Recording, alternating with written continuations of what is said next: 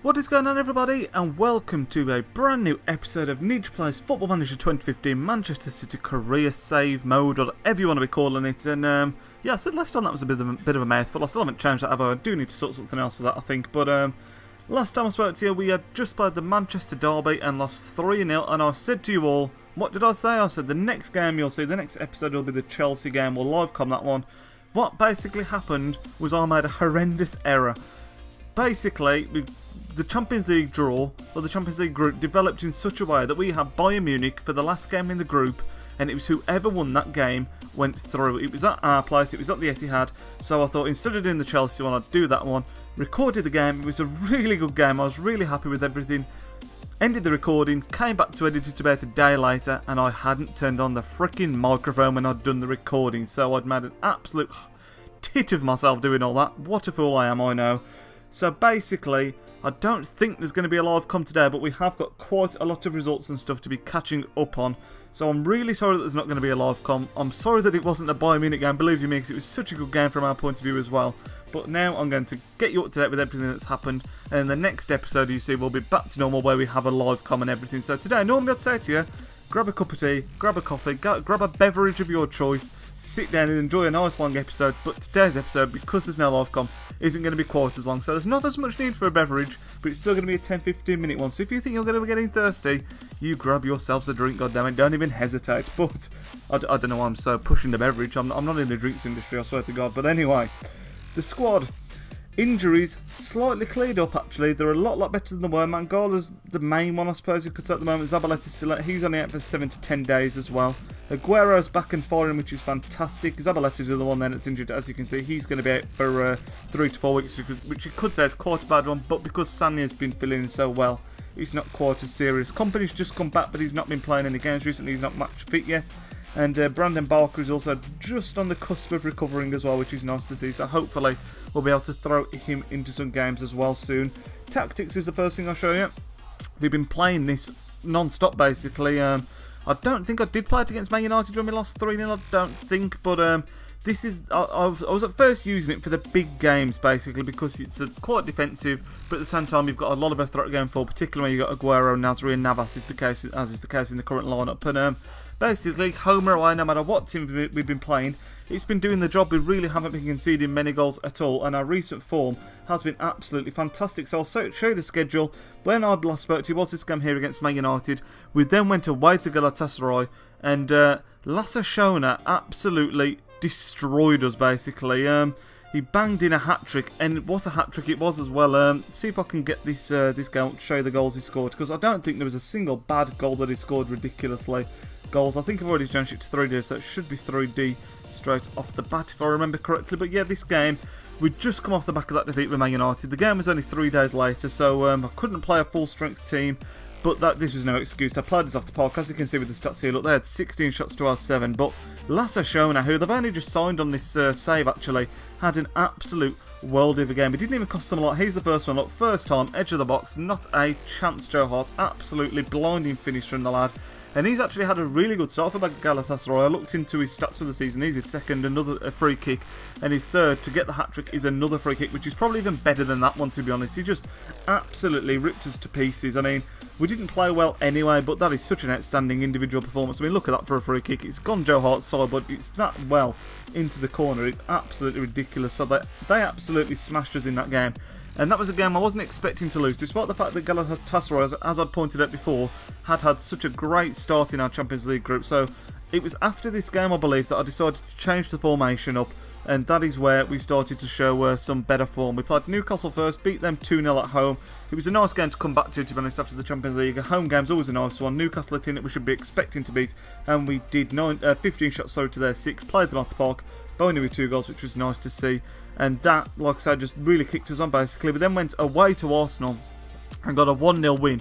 What a fantastic result this was, to be honest. I mean, Arsenal beat us in the Community Shield at the start of the season, so it was a nice bit of revenge. Really close game. You can see Arsenal just shaded the shots, but we had double theirs on target, which is where the game was won and lost, you could say, really. Navas has had a great season for us with the winning goal. I'll show you the goal, but it wasn't anything special. This is what separated the two teams after 90 minutes. And like I say, it wasn't anything special. If I remember correctly, It was a shot, and he just managed to get on the end of the rebound before anyone else, which was nice to see him get in there. You can see here, Bakary Sani, former Arsenal player, of course, puts it in there, nodded across, off the bar, and Navas, second bar to the cherry as well, manages to get the tap in. And that, like I say, was a huge goal, because Arsenal were top of the league at that point as well, and just a huge win away from home at Emirates. Never the easiest place to go to, and managed to hold on in that one.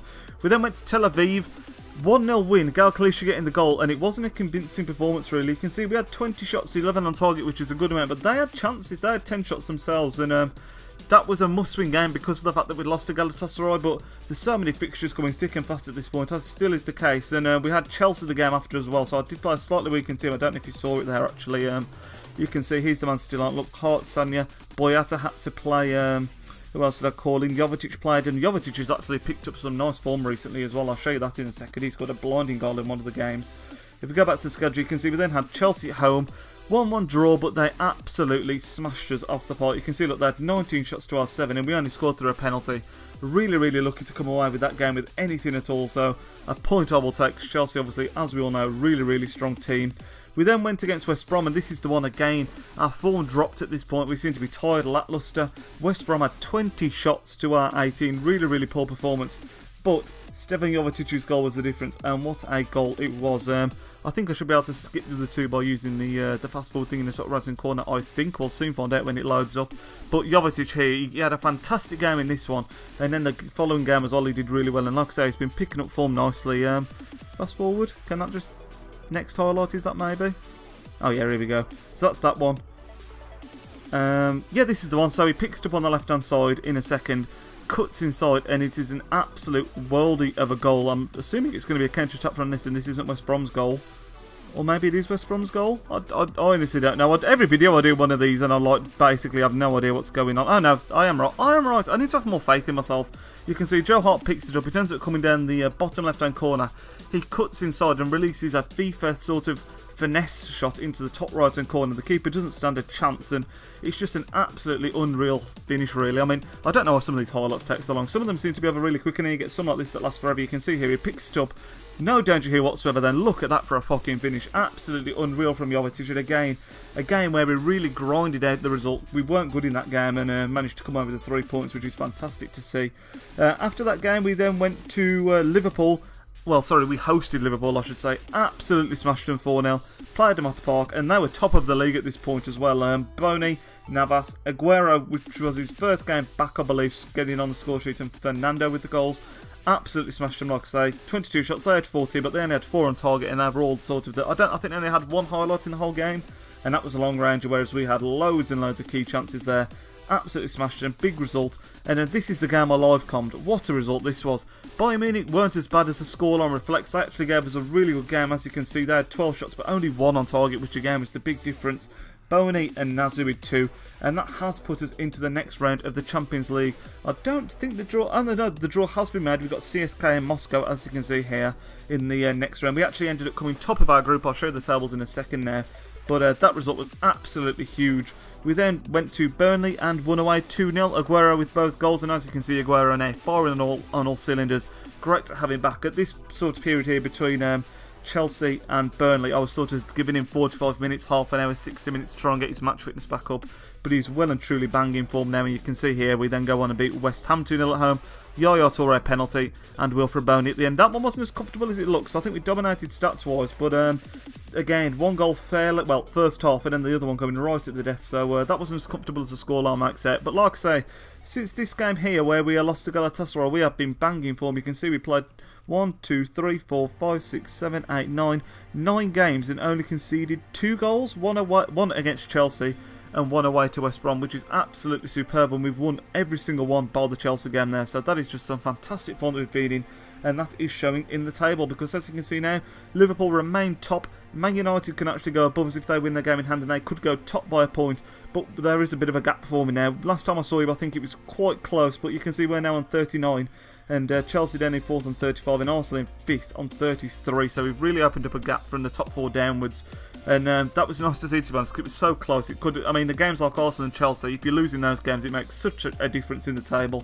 They're like 6 pointers basically, but you can see we've picked up the form and we've really turned it up now. So hopefully we can continue that into the near future. In the Champions League, how can I get to the group stage so I can show you the group overview, stages? Don't want the knockout round, we want the group stage. I think we were Group A. Yeah, we were. You can see that we came top of the group, level on points with Galatasaray, but we did get top 3 goal difference, which is why I say that Bayern result was so huge. And as you will see now, if we'd stages. Okay, what am I after now? Let's go back.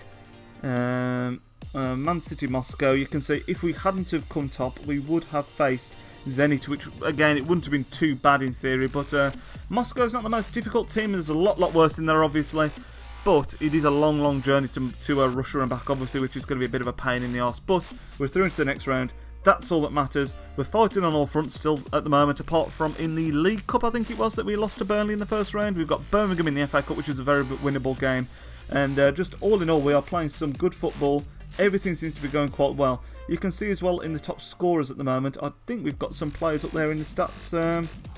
Oh no, we haven't. I'm talking absolute crap. We haven't got anyone in the stats really. So I don't know what's going on there. I'm sure we had somebody, but obviously not. To be fair though, we have been rotating quite a lot, which explains it. You can see here Fernando top of the yellow cards chart. He does love a booking, Fernando.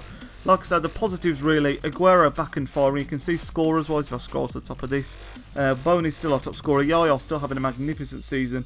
But Aguero down here has now got 3 goals in 3 games, so hopefully if he keeps up that ratio, he can be a massive help to us this season now. Because if I show you his fitness, you can see he's now up to 82% match fitness, so he's still not quite there, but he's able to play the majority of the game now, which is a fantastic thing to have in your locker, Sergio Aguero, especially when you've got Boney and Dzeko also banging in the goals this season. We are just we're where we want to be really injury-wise. It's a shame that Zabaleta, Mangolas isn't long-term obviously, and Barker coming back. We are just in a much better place than we were last time I spoke to you, thankfully.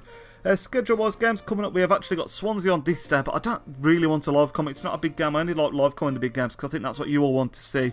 And it's difficult to really know where to stop next because we've not got many big games coming up. You could say Tottenham away is the next big one, which I'll probably stop on. We were going to do Tottenham as the first live comment of the season. I can't remember if we did or not, so that may well be the first one. I was originally thinking of going all the way to Moscow, but I just think that's too much of a gap. So I think next time I speak to you will probably be the Tottenham game. So yeah, I think that summarises pretty much everything I wanted to talk about in this episode. Like I say, I'm really sorry there's not been a live com, whether it was the Chelsea game or the Bayern Munich game. Real failure on my part there, but it would be fantastic if you could throw a like on the video. The support on the channel, as I seem to be mentioning in every video, it's just been fantastic. We've gained a few subs as well, so welcome to the family, everyone that's subscribed recently. I think we're around the 145 mark now.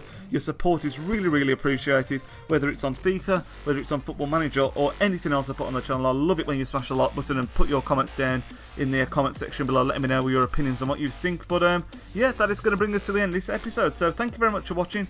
I will speak to you all tomorrow. Hope you're having a good Sunday and the football results over the weekend have gone your way. Speak to you all soon. Nidge out.